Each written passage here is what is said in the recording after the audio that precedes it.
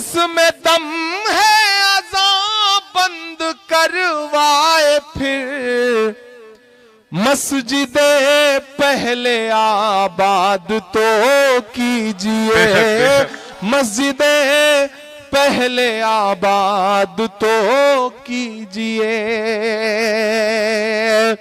मौलाना साहब, मौलाना आजाद साहब की तस्वीर के नीचे उनके साए में उनकी दुआओं के सदके में एक प्रोग्राम हो रहा हो, कृपा शंकर वहां आकर के शॉल उड़ा करके भाषण दे के जाएं, सागर साहब वहां बहुत अच्छे अच्छे शेर सुनाएं।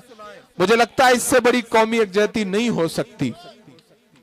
एक पगलाए हुए शख्स ने आपके यहां से यह बयान दिया जब कि अजान से कान में तकलीफ होती है, नींद में खलल पड़ता है, कैसी गुंडागर्दी है। मैं नाम नहीं लूंगा, नहीं आप जान जाएंगे कि मैं सोनू निगम की बात कर रहा हूं। एक ट्रेंड चल पड़ा है देश में निजाम भाई कि जिसकी दुकान बंद होने लगती है, कोई फिल्म कलाकार हो या कोई नेता हो, तो आजकल वो ट्विटर के जरिए, फेसबुक के जरिए एक जहरीला बयान दे देता है और उसकी दुकान चल पड़ती है। यही काम सोनू निगम साहब ने किया। लेकिन काश 2017 के बीतते बीतते सोनू साहब को इस बात पे नदामत हो और उन्हें ये बात याद रह जाए कि वो जिस मोहम्मद रफी के गाने गा गा करके उन्होंने अपना कैरियर बनाया, वो मोहम्मद रफी खाने काबा में अजान देने की क्या हसरत रखा करते थे। काश सोनू निगम अपने उस्ताद की इस बात को याद रख पाते। मैं इस जमीन पे खड़ा हूं तो मैं एक नज्म सुनाता हूं और 2017 बीतने में महज 40 मिनट बचे हैं। मैंने पूरे हिंदुस्तान में इस नज्म को पढ़ा है और आज मुंबई में खड़ा हूं पहली बार, तो ये नज्म पढ़ना और जरूरी हो जाता है। अब मुंबई में सिर्फ 2 प्रोग्राम बचे हैं साल में जिनमें शिरकत करने के लिए मैं खुद दिल से तैयार रहता हूं। एक मुंब्रा का मुशायरा और एक वडाला का मुशायरा। तो मुंब्रा के मुशायरे में तो इस बार इतना अफरा तफरी रही कि 10 मिनट भी सही से नहीं पढ़ा गया। यहां खड़ा हूं तो कोशिश करता हूं कि उसका भी हक अदा कर सकूं। मैं नज्म पढ़ता हूं, 40 मिनट इस साल के बीतने के बचे हैं। मैं चाहता हूं कि मैं इस वक्त सोनू निगम के सबसे करीब खड़ा हूं, मेरी आवाज सोनू निगम तक जरूर पहुंचेगी और कम पहुंचेगी तो आपकी तालियों के शोर के साथ जरूर पहुंचेगी। मैं पढ़ता हूं और आपसे दुआएं मांगता हूं साहब कि कभी ना होगी बंद अजान, कभी ना होगी बंद अजान। जाना सोनू निगम तक इस वक्त तो उनके पीने पिलाने का दौर शुरू हुआ होगा। सही से उनकी नींद में खलल पड़ना चाहिए, मजे में खलल पड़ना चाहिए। इमरान मिस्रे पढ़ता है साहब कि जिस दिन इस दुनिया में अज़ां की सदा नहीं आएगी। एक आस्ताने के करीब खड़ा होकर पढ़ रहा हूं ये मिसरा कि जिस दिन इस दुनिया में अज़ां की सदा नहीं आएगी। उठे हाथ अगले मिसरे पे कि जिस दिन इस दुनिया में अज़ां की सदा नहीं आएगी, रात ही रह जाएगी उस दिन सुबह नहीं आएगी।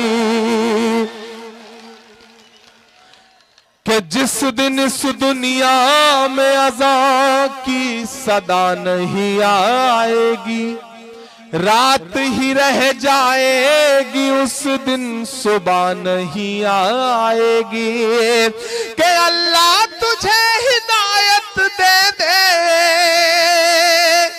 आप अल्लाह के रसूल मस्जिद नबी में बैठे हैं, एक यहूदी पहुंचता है और आपके सामने, आपके सहाबियों के सामने मस्जिद नबी में पेशाब करना शुरू कर देता है। सहाबी दौड़ते हैं उसे मारने के लिए। आप अल्लाह के रसूल उसे मना करते हैं सब सहाबियों को और कहते हैं पानी लाओ, और कहते हैं ये जो इसे साफ करो, और उसे अपने करीब बुला के कहते हैं कि मस्जिद इबादत का घर है, अल्लाह की इबादत का घर है, पेशाब करने की जगह नहीं है। आपका इतना कहना था कि वो आपके कदमों में गिर पड़ता और कहता है कि मैं तो सिर्फ आपका अखलाक देखना चाहता था, मुझे कलमा पढ़ा दीजिए। ये रहा है किरदार हमारा। मैं इसलिए ये मिसरे पढ़ता हूं कि जिस दिन इस दुनिया में अज़ां की सदा नहीं आएगी, रात ही रह जाएगी उस दिन सुबह नहीं आएगी। कि अल्लाह तुझे हिदायत दे दे,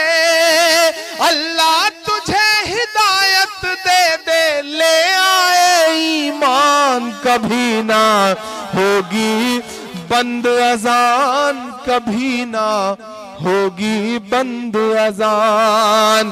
के आरती और अजान से मिलकर बने हैं हिंदुस्तान, कभी ना होगी बंद अजान, कभी ना होगी बंद अजान। बहुत शुक्रिया। रिश्तों का एहसास तलक ना दे पाए,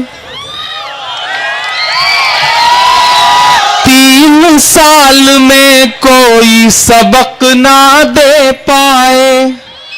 मैं कोई इशारा नहीं करूंगा, आप पहुंच जाएंगे, आप समझदार लोग हैं। कि 3 साल में कोई सबक ना दे पाए, रिश्तों का एहसास तलक ना दे पाए।